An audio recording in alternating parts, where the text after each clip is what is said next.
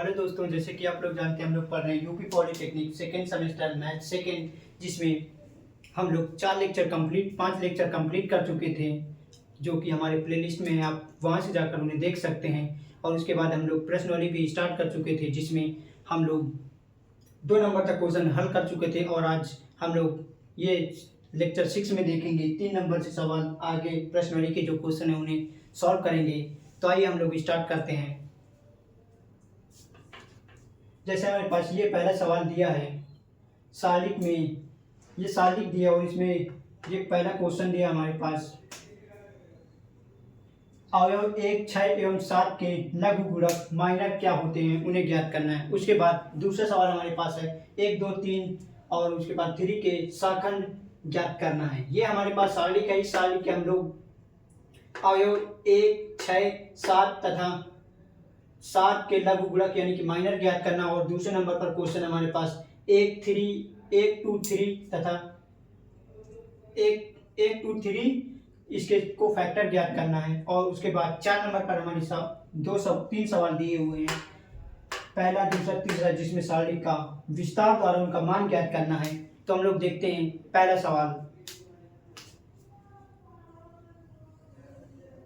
पहले सवाल में जैसे हम लोग आपको बता चुके थे माइनर क्या होते हैं, जिसमें 3 पंक्तियों 3 कॉलम होते हैं। उसके माइनर निकालने के लिए, माइनर मतलब शाखंड या उपसालिक निकालने के लिए, उसमें जैसे इसके लिए निकालना 1 के लिए तो ये पंक्ति छोड़ देंगे और ये कॉलम छोड़ देंगे, इस मुख्य विकल्प का आपस में गुणा करके माइनस कर देंगे। जैसे ए, यहाँ पर जो मान सारिणी का होता है A11 होता है, तो हमारे पास जैसे A11 या 1 का उपसालिक जो होगा, हम इसको इससे गुणा करेंगे और उसके बाद इसके आपस में गुणा करके माइनस कर देंगे।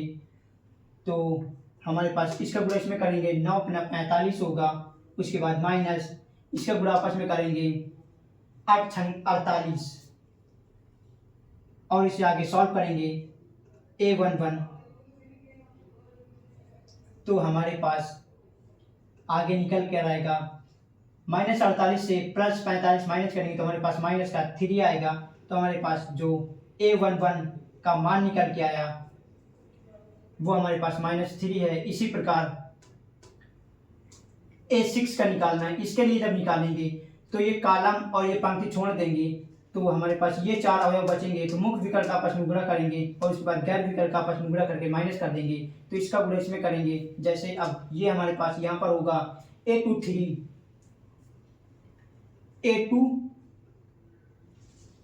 A32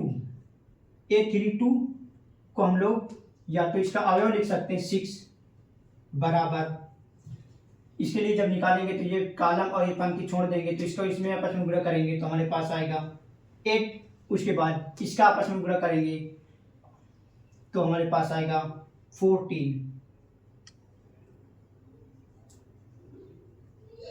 और इसे आगे हम लोग सॉल्व कर देंगे। तो हमारे पास जब इसके लिए निकालेंगे तो हमारे पास A32 जो आएगा वो आएगा -6।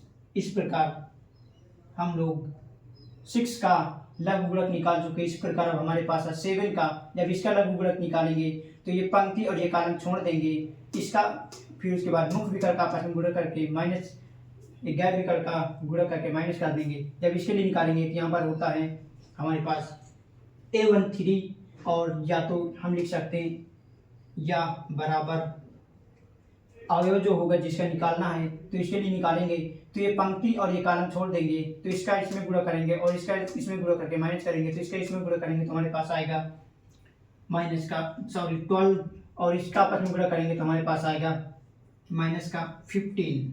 और इसे जब हम लोग आगे सॉल्व करेंगे तो हमारे पास A33 या A7 जो निकल कर आएगा वो आएगा -3।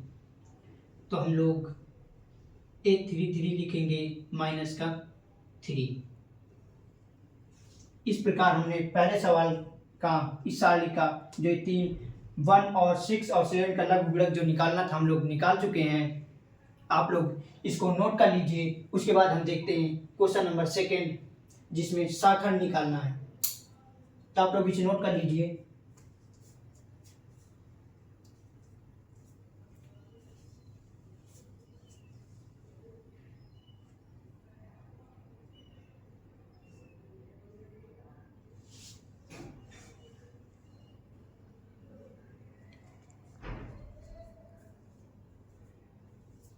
आप लोग नोट कर चुके होंगे। अब इसके आगे हम लोग देखते हैं।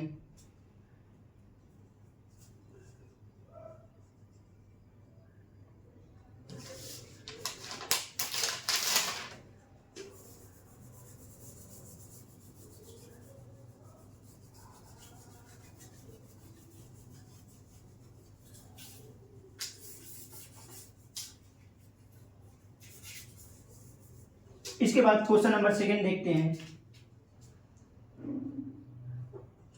क्वेश्चन नंबर सेकेंड में 1 2 3 के शाखंड ज्ञात करना है, जिसे फैक्टर कहते हैं। हमने आपको बताया था फर्स्ट या सेकेंड लेक्चर में कि किसी भी सारणी का शाखंड ज्ञात करने के लिए उसके जो सारणी के उपसारिक होते हैं और साथ में जिसका हम लोग शाखंड निकालेंगे उसका चिन्ह भी साथ में लगा देंगे। जैसे और एक और विधि आपको बताए थे जिसमें हमने आपको एक फार्मूले के जरिए बताए थे कि किसी भी सारणी का शाखंड कैसे ज्ञात करते हैं। तो आइए देखते हैं, आपको बताते हैं। जैसे इसके लिए निकालेंगे तो हम शाखंड को जो डिनोट किए थे वो M11 से डिनोट किए थे। तो इसके लिए या बराबर करेंगे, हमारे पास फार्मूला होता है -1 के पावर आई हमारे पास कितना होगा, आई भी हमारे पास 1 होगा और जे भी हमारे पास 1 होगा।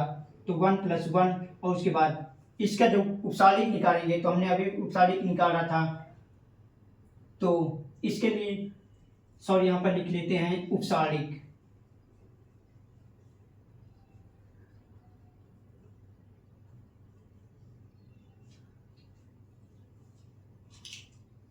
तो जब इसके लिए निकालेंगे तो हमारे पास ये पंक्ति और ये कॉलम छोड़ देंगे, इसका आपस में गुणा करेंगे और इसके बाद इसके आपस में गुणा करके माइनस कर देंगे। तो आगे हम लोग सॉल्व करेंगे। -1 के पावर आई + 1, उसके बाद उपसारिक निकालेंगे, इसका आपस में गुणा करेंगे तो अगर 45, तो 45 और 48 आगे हम लोग सॉल्व कर देंगे तो हमारे पास आएगा, इधर आएगा 1 इंटू इधर आएगा माइनस का, जो हमारे पास निकल के आएगा 3। तो हमारे पास जो शाखंड निकल के आया M11 का शाखंड जो निकल के आएगा वो आएगा -3। और इसी प्रकार आप देखते हैं A2 का शाखंड, 2 का शाखंड, 2 का शाखंड क्या होगा। तो हम लोग 2 का शाखंड करने के लिए हमारे पास फार्मूला होता है -1 के पावर आई। तो हम लोग जब इसके लिए निकालेंगे तो यहाँ पर हमारे पास होता है A21।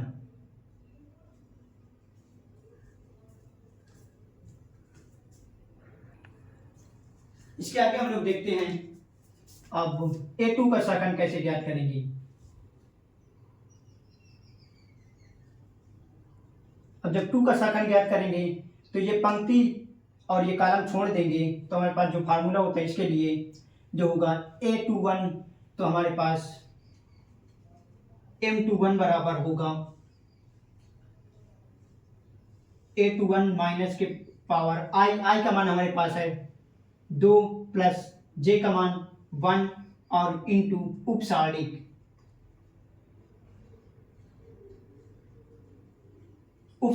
जब इसका लिए उपसारिक निकालेंगे तो एक पंक्ति और एक कॉलम छोड़ देंगे तो इसका गुणा इसमें करेंगे, इसका गुणा इसमें करके माइनस कर देंगे। तो इसका गुणा इसमें करेंगे तो हमारे पास आएगा -3 इंटू और 36, इसका गुणा इसमें करेंगे तो 36 आएगा, इसका गुणा इसमें करेंगे तो -42।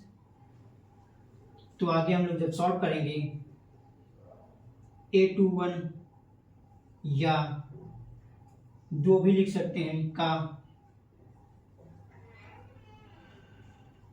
शाखंड जो हमारे पास निकल के आएगा वो आएगा -1 और इधर से -6 आएगा। तो -6, आगे सॉल्व करेंगे तो हमारे पास 6 निकल के आएगा। तो हम लोग A2 का शाखंड निकाल चुके हैं, आप लोग यहाँ तक नोट कर लीजिए। इसके आगे हम लोग देखते हैं फिर 3 का शाखंड कैसे ज्ञात करेंगे।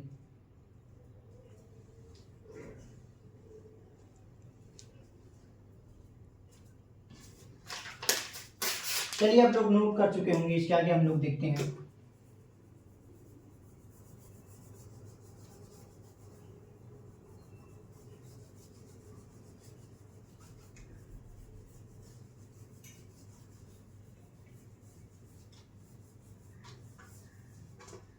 अब 3 का शाखंड कैसे ज्ञात करेंगे।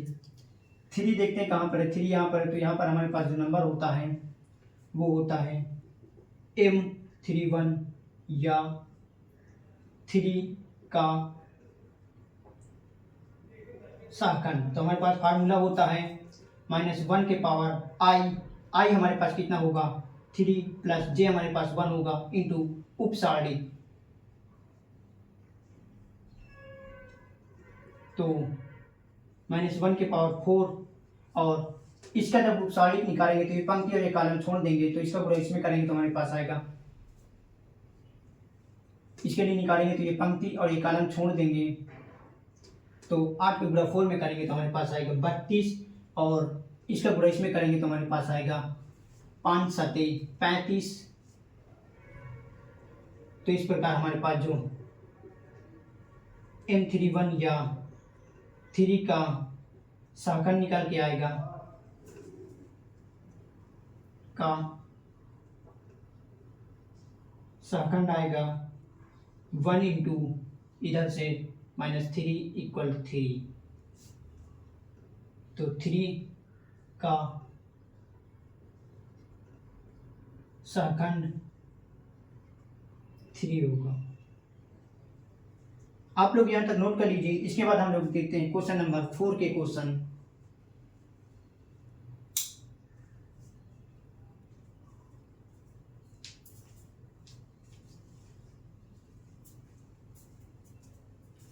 आप लोग नोट कर चुके होंगे, आगे हम लोग देखते हैं क्वेश्चन नंबर 2।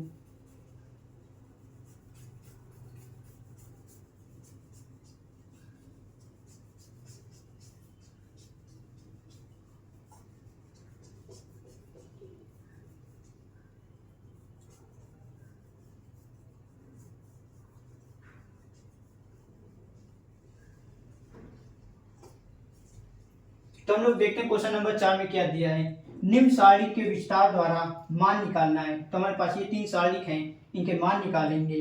किसी भी सारणी का मान निकालने के लिए हमने आपको बता दिए थे कैसे मान निकाला जाता है। तो हम लोग ये 3 क्वेश्चन है, इनको सॉल्व करेंगे। तो ये पहला क्वेश्चन इजी है तो इसे आप सॉल्व करेंगे, उसके बाद दूसरा हम सॉल्व कर देते हैं और तीसरा आप सॉल्व करना।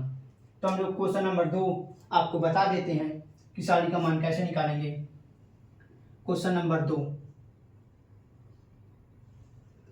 0 2 7 1 3 0 2 0 5। हम लोग डेल्टा बराबर लिख लेते हैं 1 2 7 1 3 0 2 0 5। तो डेल्टा बराबर सबसे पहले इसको ऐसे उतार लेंगे, इसके बाद ये पंक्ति और ये कॉलम छोड़ देंगे, इसका गुणा आपस में करेंगे तो हमारे पास आएगा 15। उसके बाद इसका गुणा आपस में करेंगे तो आएगा 0। उसके बाद यहाँ पर माइनस का चिन्ह होता है, माइनस का चिन्ह लगाएंगे। उसके बाद 2 को उतारेंगे, उसके बाद ये पंक्ति और ये कॉलम छोड़ देंगे तो मिक भी करेंगे है, तो इसका आपस में गुणा करेंगे तो हमारे पास आएगा 5। इसका आपस में गुणा करेंगे तो हमारे पास आएगा 0। उसके बाद प्लस, उसके बाद ये 7 जब करेंगे तो 7 को ऐसे उतारेंगे। उसके बाद ये पंक्ति और ये कॉलम छोड़ देंगे तो इसका आपस में गुणा करेंगे तो हमारे पास आएगा 0। इसका आपस में गुणा करेंगे तो माइनस का 6 आएगा। आगे जब हम लोग इसे सॉल्व करेंगे तो ये हमारे पास 0 हो जाएगा। उसके बाद इसका आपस में गुणा करेंगे तो माइनस का 10 आएगा। उसके बाद जब इसका आपस में गुणा करेंगे तो हमारे पास आएगा माइनस का 42। तो आगे हम लोग और इसे सॉल्व कर देंगे तो हमारे पास आएगा 2 5। उसके बाद माइनस का हमारे पास 52। इस क्वेश्चन का आंसर आ गया है। तो इस प्रकार हम किसी भी सारणी का मान ज्ञात कर सकते हैं। तो आप लोग क्वेश्चन नंबर 1 और क्वेश्चन नंबर 3 आप करेंगे, क्वेश्चन नंबर 2 हमने आपको बता दिए हैं। इसी प्रकार ये तीनों सवालों को सॉल्व करना है। आप लोग यहाँ तक नोट कर लीजिए, इसके आगे फिर हम लोग देखते हैं।